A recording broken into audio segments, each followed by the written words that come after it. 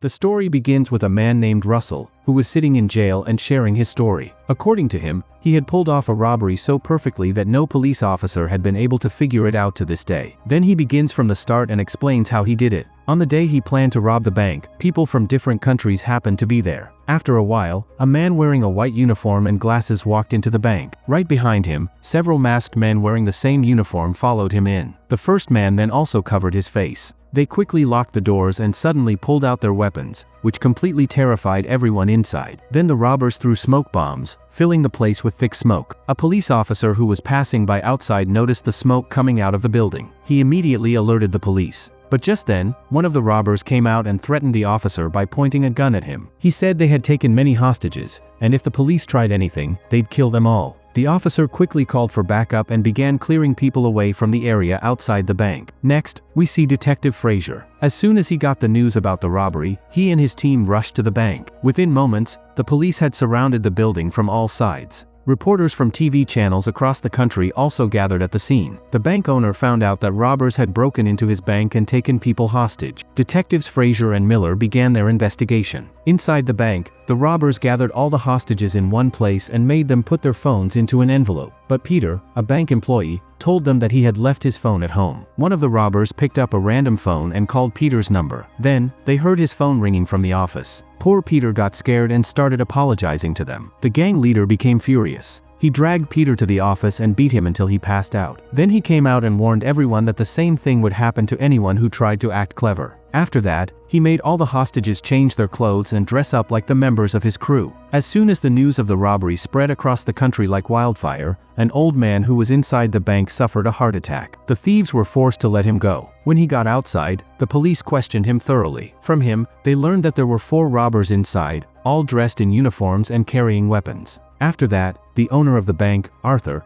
called a woman named Madeline and asked her to meet him. When she met Arthur, she said she knew that his secret was hidden in a safe inside the bank. She wanted to know what was in it, but Arthur told her that something very valuable was kept there, and he didn't want anyone to find out about it. Meanwhile, the detectives got word that all the vehicles the thieves had used were stolen. The police tried to check the bank's CCTV footage, but by then, the robbers had already destroyed the cameras. Then suddenly, the robbers tied a bag around a hostage's neck and sent him outside. When the police removed the bag, they found a list of demands written by the thieves. The note said they wanted 2 vehicles and a plane with a pilot by 9 p.m., or else they would kill 1 person every hour. At that moment, Arthur arrived at the scene and asked about what was happening inside the bank, but the detectives told him they would keep him updated every minute. Later, the robbers demanded food and drinks for the people inside. The detectives came up with a clever idea. They hid microphones inside the food boxes so they could listen in on the robbers' conversations from inside the bank. Then Detective Frazier himself arrived at the bank carrying some boxes and tried to speak with the leader of the thieves, but the boss completely ignored him. So, Frazier returned and started listening in on their conversation through a microphone. But strangely, they were all speaking in a language he couldn't understand. They ended up bringing in a woman who understood the language, and she told him it was just a recorded speech by the president of Albania, nothing important at all. Turns out, the thieves were very smart. They already knew Frazier would try something like this, so they used it as a way to waste his time. Meanwhile, inside the bank, Russell and his partner opened the vault and stole some secret documents that belonged to the bank's owner. Interestingly, they didn't touch the valuable diamonds. They left them behind. At the same time, the city's mayor showed up to meet Frazier, along with Madeline. The mayor said that Madeline could be helpful in the case, but Frazier refused her help. Later, Russell called Frazier from inside the bank and began putting pressure on him to meet his demands. Frazier asked for more time. On the other side, Madeline contacted Russell directly. She told him that she wasn't with the police, but she had a tempting offer for him. Eventually, Russell agreed to meet her at the bank. When she arrived, she warned him that the police would definitely put him behind bars for life. But if he agreed to help her instead, she promised he could walk away without facing any charges. Plus, he'd get $20 million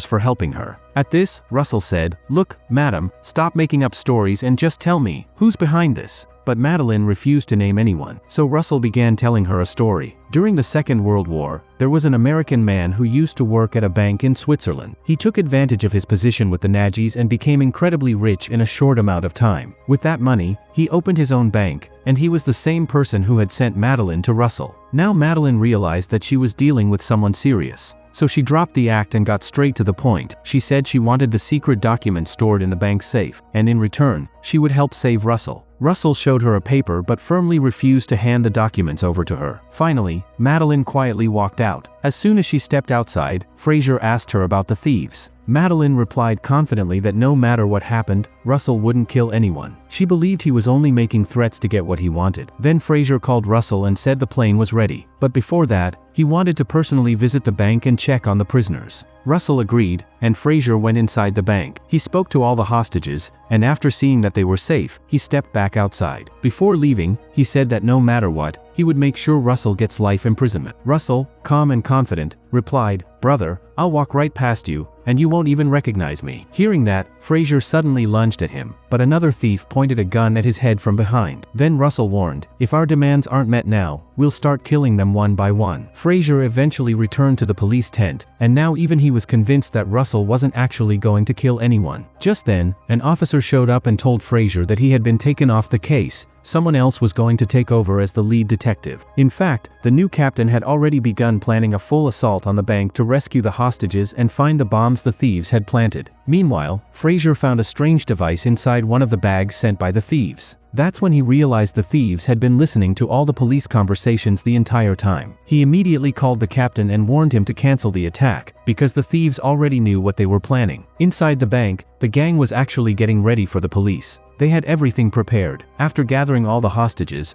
they moved them to the first floor and then set off a series of loud explosions on the ground floor. Then, during the chaos, they released the hostages and slipped out with them, blending into the crowd. The captain quickly ordered the officers not to open fire, since civilians were pouring out of the building. The police arrested everyone they could, rushed into the bank, and searched every inch of it, but found no trace of the thieves. What was surprising was that the thieves didn't even touch the money, and even their weapons turned out to be fake. Eventually, the investigators realized that the thieves had escaped along with the rest of the crowd. They started interrogating every single person thoroughly, but even after all that effort, they couldn't figure out who the real thieves were, because no one had seen their faces. Later, government officers arrived and told Fraser to close the case due to a lack of evidence. Fraser agreed at the time, but deep down, he wasn't ready to walk away without solving it. Meanwhile, Madeline met with Arthur, the owner of the bank, and revealed that Russell had taken a secret file and was keeping it with him, so that Arthur wouldn't be able to take any legal action against him. In fact, the file contained proof of how Arthur had earned crores of rupees by working with the Nazis and helping them mistreat Jews during World War II. It's likely that the thieves had raided the bank to get revenge on Arthur. Arthur tried to defend himself, saying he was young at the time and that success had gotten to his head. Because of that, he lost sight of what was right and wrong. After this, we see Russell again, but he's not in the locker. Instead, he's sitting quietly in a small room. When he stole the file from the locker, he also took the bank owner's most precious diamonds.